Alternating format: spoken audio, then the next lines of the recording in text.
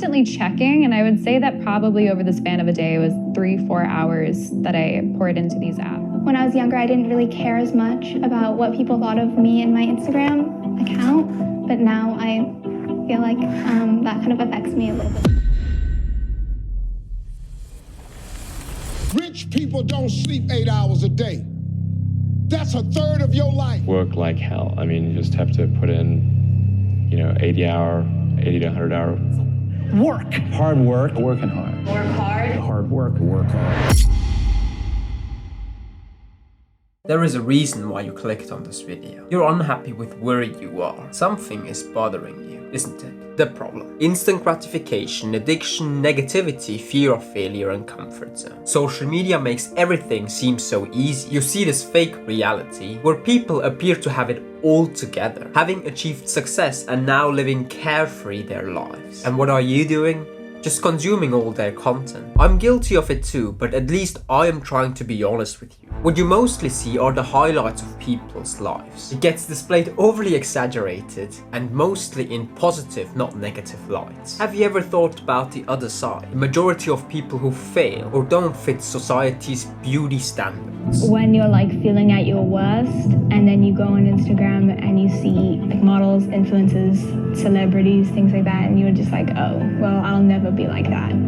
Leading to anxiety and depression. Look, I am not telling that consuming content is bad at all, but you need to separate the good stuff from the bad stuff, because generally speaking, it's just pure information. Everything you see on the internet is pure information. Nowadays, with all the negativity out there, it's easy to get stuck and consuming hours of useless stuff. I mean, yeah, it's pretty cool that I can go on YouTube and watch the news about what is going on in Australia right now. And that's first up. Hope you had a good weekend, folks. But here's the problem. Most of it is pointless and negative bullshit. Why? Well, it's simply useless information. You as an individual have no control over what is going on in Australia right now. You can't change anything about it. Especially in today's negativity-driven news world, we get caged up even more into negativity. But one thing you have to realize, without you, no media would exist. You are the CEO of those platforms. Instead of being a slave to those algorithms and platforms, turn into the CEO and take control over your consumption. Stop stressing about it and turn the good things you see into action. My goal is to impact people's lives in positive and not negative ways. There is so much good stuff out there, but the hardest lesson I had to learn is that by simply watching motivational speeches or inspirational content won't make things happen. You actually have to implement the stuff you see on the internet. Unhappy with your appearance? Check out some fashion channels and buy new clothes. Unhappy with the shape of your body? Watch fitness videos and start your gym journey today. Not tomorrow, today. Stop making excuses. And always remember that there is never a perfect timing to start something. Even if you fail,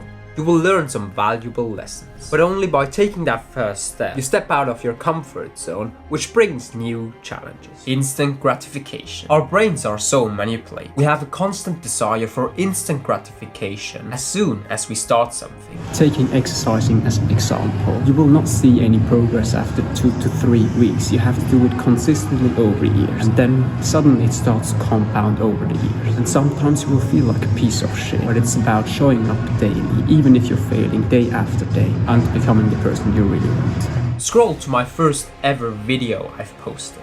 Welcome guys to my first video on this channel. You know what, I can't watch it either, but I never stopped showing up and working on my skills to create better videos and valuable content. Look, in order to make fundamental changes, you need fundamental actions, and that's why you should disappear for 6 months. Delete social media. Delete all the distractions you see yourself getting into. You might even have to delete YouTube for a couple of weeks or months. Without this reset, you won't be able to break free from the cycle. I've personally gone through this reset process during COVID times. You know what the problem is here? Our brains are masters of remaining in our comfort zones. And that's why you have to step up and make drastic changes. Let me rewind quickly to my personal journey here. I deleted Netflix, TikTok and Instagram for 4 months when COVID hit us. Magically, I could finally stick to the things I said to myself and felt more alive than ever. Stop trying to please people. Stop trying to act cool, look pretty, look rich. Just stop, because the moment you stop thinking about others and doing it for yourself, only when that moment comes, you will be able to fundamentally change your life.